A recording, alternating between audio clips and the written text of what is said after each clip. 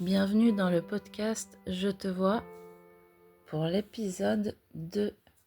Anne reliée à un fil. Il y a des histoires qui marquent, des silences qu'on devine entre les mots et des fils invisibles qui relient des vies entières à la survie.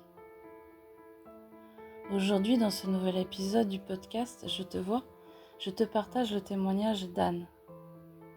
Elle vit avec plusieurs pathologies chroniques, une gastrostomie, une pompe d'alimentation, mais surtout, elle vit avec une force tranquille, une plume précieuse et une volonté de donner la parole à ceux qu'on n'écoute jamais.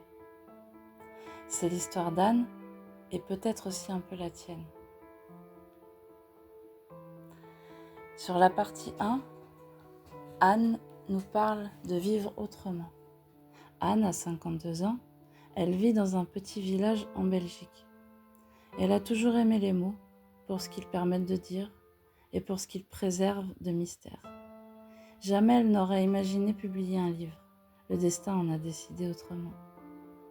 Son recueil s'appelle « Dans le microcosme de la gastrostomie ». Il donne voix à ce que la maladie, la dépendance et la différence maintiennent dans l'ombre. Des enfants, des adultes, des silences trop longs. Depuis le 18 juillet 2023, Anne est reliée à une pompe d'alimentation 12 heures par jour. Un liquide nutritif s'écoule lentement directement dans son estomac. Elle peut encore manger un peu, ce n'est pas le cas de tous, malheureusement. Elle vit seule, entre rendez-vous médicaux, douleurs, perfusions et organisation. Elle dit elle-même que gérer tout cela devient de plus en plus difficile. Son quotidien est un équilibre fragile entre autonomie et isolement.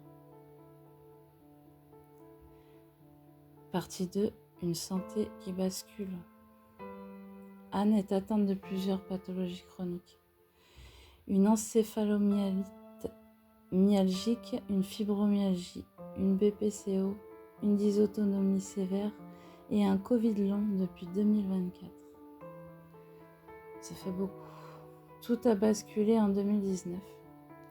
Elle était maman, en plein travail, à s'occuper de ses parents malades, d'un bâtiment à rénover, de 1000 responsabilités.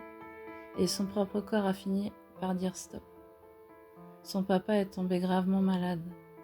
Anne s'est occupée de lui jusqu'à la fin, en soins palliatifs. Mais en s'oubliant, elle est tombée à 38,5 kg. Son immunité s'est effondrée. Son système digestif ne suffisait plus. Alors la gastrostomie a été envisagée. Partie 3. Un quotidien invisible.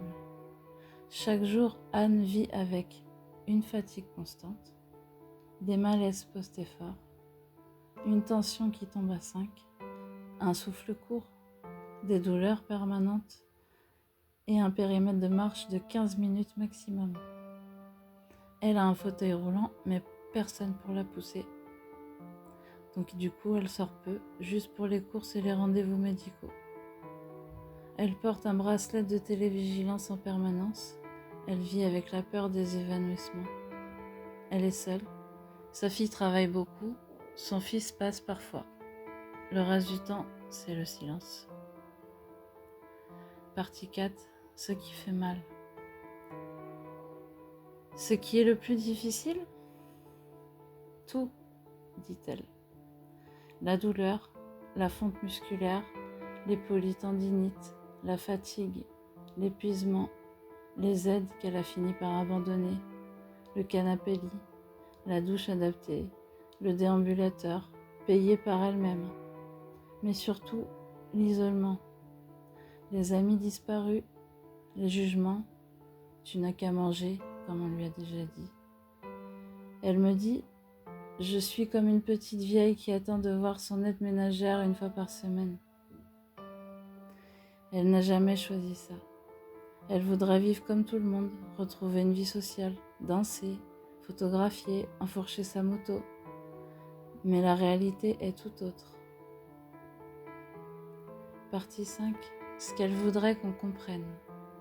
Anne écrit « Lorsque la douleur ne hurle pas, on nous soupçonne, comme si vivre pudiquement c'était mentir. Elle voudrait qu'on comprenne que les maladies invisibles sont bien réelles, que la nutrition entérale est un acte vital, pas un choix. Elle dit aussi, on ne devrait jamais avoir à se justifier alors que nos vies sont déjà éprouvées. Et puis, elle pose cette question. Pourquoi ne pas choisir d'éparpiller quelques graines de tendresse autour de nous? Offrir une chaleur d'aube sur l'horizon des cœurs, ces gestes peuvent changer une vie. Partie 6. Écrire pour exister. C'est en étant branchée à sa pompe qu'Anne a commencé à écrire. Elle a rencontré d'autres personnes, reliées à une sonde, des mères d'enfants gravement malades. Elle a créé un groupe de soutien en Belgique et elle a écrit.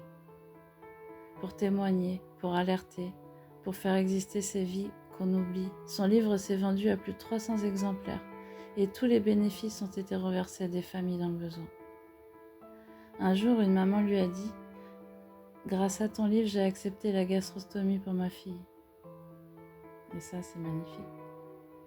Partie 7. Un message pour les autres.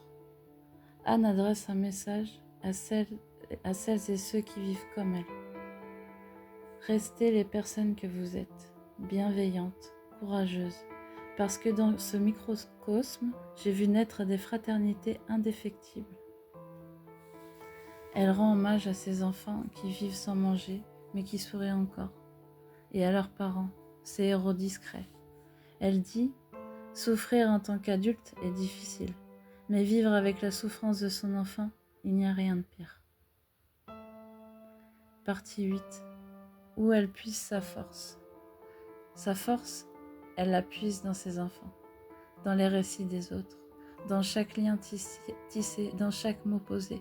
Elle dit « Je choisis de vivre dans un accomplissement authentique, celui de me tenir debout pour les autres, même si la vie m'a mise à genoux. » Et c'est pour cela qu'elle continue d'écrire, de témoigner, de lutter.